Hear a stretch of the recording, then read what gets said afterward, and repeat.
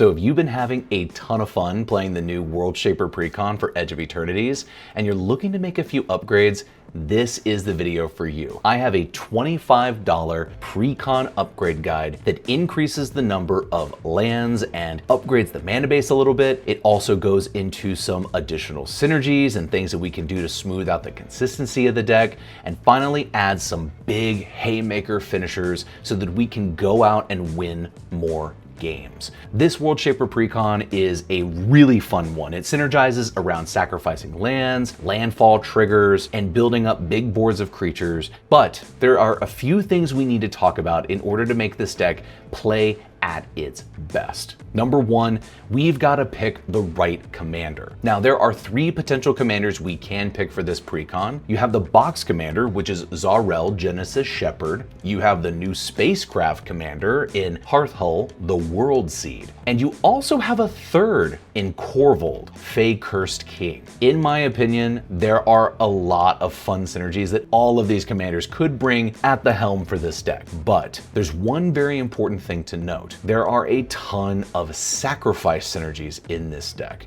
and the ability to play lands out of our graveyard is something that comes at a high cost premium. Cards like Conduit of Worlds, Crucible of Worlds, and Ruminop Excavator are cards that can be even in the double digits for a single card. And in my opinion, when we're upgrading a Precon, budget is of our utmost concern. We've spent $50 to $75 to buy this deck, and it shouldn't be fair to ask you to go buy hundreds of dollars worth of additional cards just to make this deck go out to your friend's house or your local game store and have a ton of fun with it.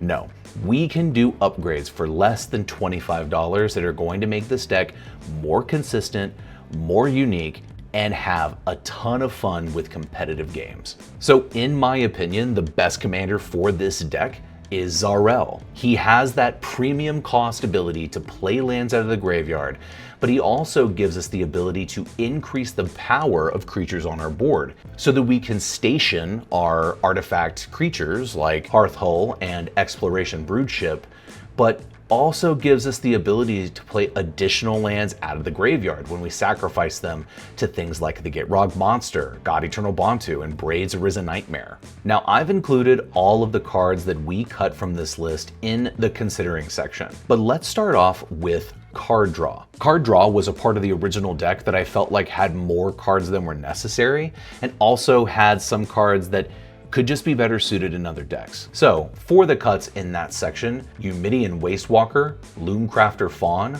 Knight's Whisper, and Corvold, the Fey Cursed King, are all the cards in the card draw section we have removed. Corvold is a very tough cut, but when we have a 5-mana commander, I feel like it's important that we have the ability to play that commander on turn 5. Now, of course, in landfall and in land synergy decks, the lands are extremely important, and we needed to take a look at this mana base and say, what upgrades could we make? We made a couple of cuts to some of our slower lands and some of the lands that come in tapped, so that we could add some additional utility and the ability to play some of these lands out without having to worry about them coming into play tapped. By cutting Canyon Slough, Sheltered Thicket, Twilight Mire, Viridescent Bog, Bajuka Bog, Festering Thicket, and one Waste from the deck, we were able to add Ash Barrens, a colorless land that comes in untapped, but we can pay 1 to discard it and go get a basic land for our deck. Or we could then also play the Ash Barrens from our graveyard. We have room to add all 3 of our bounce lands in the deck in Golgari Rot Farm, Gruul Turf, and Rakdos Cornerium. We've added some additional fetch lands in Jund Panorama and Twisted Landscape, which also has a cycling ability. And finally, we've added some check lands that give us better chances of having our lands come in untapped with Rootbound Crag, Woodland Cemetery, and Dragon Skull Summit. Now, the next section of the deck that I really was fascinated by is the unique pieces of removal that this Precon comes with. It comes in with some spells that, in my opinion, are a little overcosted for what they do, some that are really niche and specific, and some that are on the verge of being considered mass land denial that I definitely did not want to be placed in a Precon power level game. So to replace those, we've added 2 removal spells in Siege Ship Impact, which lets us destroy an artifact or enchantment, and depending on if that artifact or enchantment was 2 mana or less, create a lander token, and Death Sprout, which lets us destroy a creature and search our library for a land to bring out onto the battlefield tapped. And the last 2 cards we've cut in this deck are around generating creature tokens in Hammer of Perforos and Pest Infestation.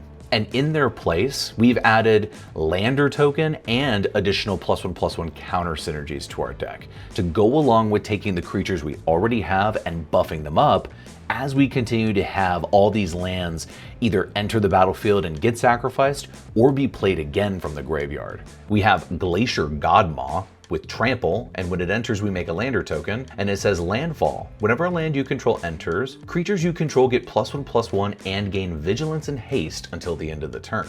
Siege Ship Agrarian. Whenever it becomes tapped, we create a lander token. So this can have the ability to repeatedly create lander tokens for us when we're tapping it to attack, or we're also using it to station our other artifacts. And it says Landfall. Whenever a land you control enters, put a +1/+1 counter on this creature. So it'll continually get bigger as we have our lands entering play.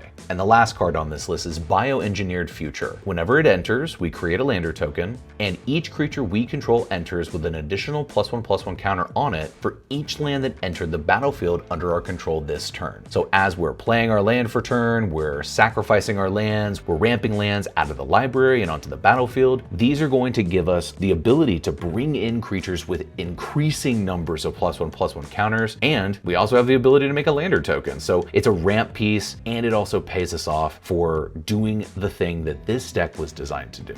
Last, but most certainly not least, we have some big landfall finishers, things that are going to bring in a ton of lands onto the battlefield in one big play so that we can hopefully deal enough damage to hit people right in the face, or we have so much mana on our board that we're going to be able to go out for the win with whatever creatures or other spells we're trying to cast. The first one is Open the Way. This costs X and 2 green and is a sorcery that says X can't be greater than the number of players in the game. So the highest we can have X is 4. Reveal cards from the top of your library until you reveal X land cards. Put those land cards onto the battlefield tapped and the rest on the bottom of your library in a random order. What's great about Open the Way is it does not specify that those lands have to be basics. So we could be hitting our fetch lands. We could be hitting our dual lands, and just on its face alone, it's pay 6 mana, get 4 lands out of our deck and onto the battlefield. I feel like it was appropriate to add World Shaper into the World Shaper Precon. So when it attacks, we mill 3 cards, but more importantly, when it dies, return all land cards from our graveyard onto the battlefield tapped. We have the ability to sacrifice permanents very consistently in this deck. We're going to be easily able to have World Shaper die, whether that's through combat damage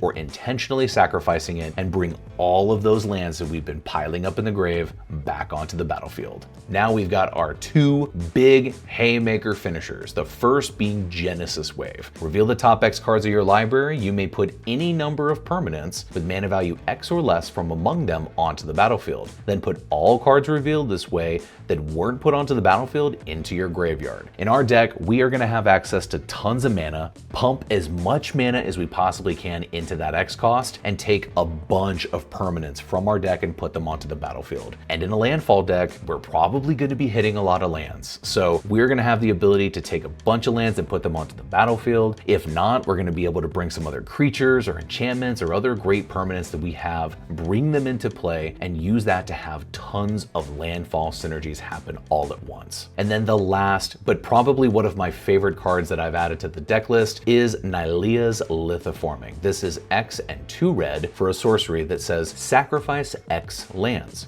For each land sacrificed this way, draw a card. You may play X additional lands this turn, and lands you control enter the battlefield tapped this turn. Nylea's Lithoforming is an incredibly synergistic spell with what our commander is trying to do. If we have 7 lands in play, we can pay 7 mana, sacrifice 5 lands, draw 5 cards, and we get the ability to play 5 additional lands this turn. And if we have our commander in play, we're going to be able to play all those lands right out of the graveyard back onto the battlefield, doing more landfall triggers, more of our synergies, buffing up our board, and swinging out for the win. And all of that just for an additional $25. So rather than having to pay for, the whole price of an additional precon, you're gonna get tons of extra synergies, cutting out some of the chaff, adding in some additional power, and making this deck more consistent and more fun. So I hope you liked this video talking about how to upgrade your World Shaper Precon. If you did, leave me a comment and share this with someone you know got the new Precon deck and is looking to make some upgrades, and let them know, hey, it's only 25 bucks. You can do these upgrades on a budget, and they're gonna help you out a lot with making your deck more consistent and, more importantly, more fun to play. If you found this video useful and you want to stick around for more, please subscribe. We're on the road to 1,000 subscribers, so we could do things like live streams and other channel related content. And I'm really excited to hit that point so I can keep giving back to the community and doing more videos like this. So again, my name is Clear Reason, and thanks for watching. We'll see you next time.